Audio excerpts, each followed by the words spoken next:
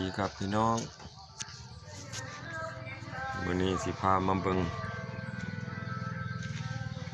ไอเดียการออกแบบ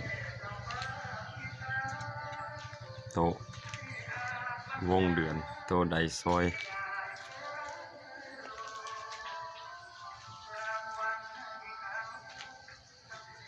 อันนี้เป็นไม้อัดเขือบยา15 มิลพี่น้อง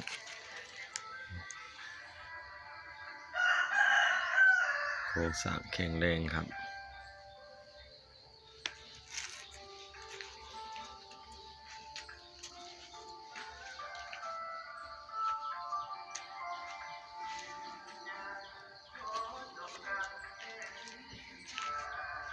มีใบ12 นิ้ว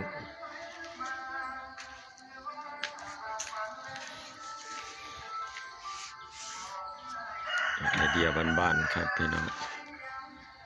อันนี้เป็นมอเตอร์3 แรง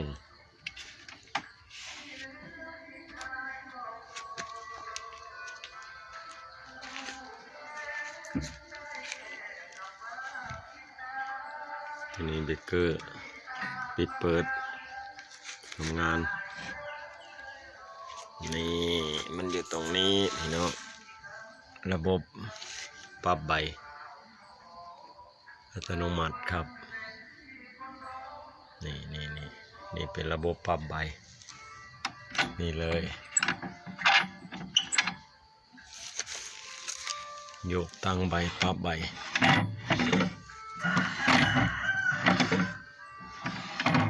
ครับอยู่ตรงนี้ปรับได้เลยเอาเลิกเอาตื่นต่ำสูงครับผม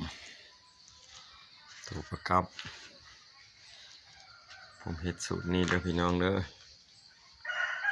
ให้เบิ่งอยากเฮ็ดเป็นแนวทางเป็นประโยชน์ให้กับพี่น้องผู้เริ่มต้นใหม่ครับ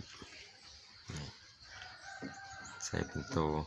น็อตหัวกระต่ายบีบ2 ตัว2 ฝั่งปรับเปลี่ยนได้เลยนี่พี่น้องตั้งเอาเลยอยากได้จากเส้นอยากได้ความแคบความห่างของเนื้อการห่างตีก็ได้ห่างออกก็ได้อาการล็อกหัวกระต่ายเป็นตัวล็อก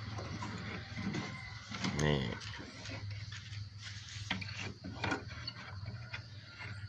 ล็อก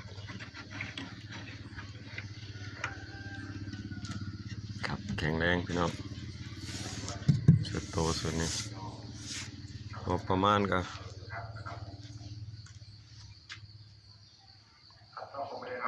บ่เบิดหลายพี่น้องงบประมาณก็เบิดอยู่ประมาณ 4,000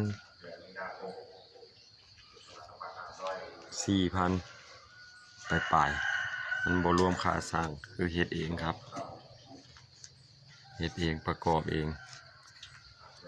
เราซื้อแต่มอเตอร์สุดเผาใบถ้าเป็นช่างประกอบเองเฮ็ดเองค่ะประมาณกับประมาณนี้ครับพี่น้องตัวมอเตอร์นี้ผมสร้างมากครับ3,000 กว่าบาทครับนะท่านใครมักกดไลค์กดแชร์เด้อพี่น้องให้กดถูกใจนะมือใหม่พี่น้องมือใหม่กำลังหัดถ่ายกำลังประกอบอาชีพใหม่ครับเริ่มต้นชีวิตใหม่ครับขอบคุณครับ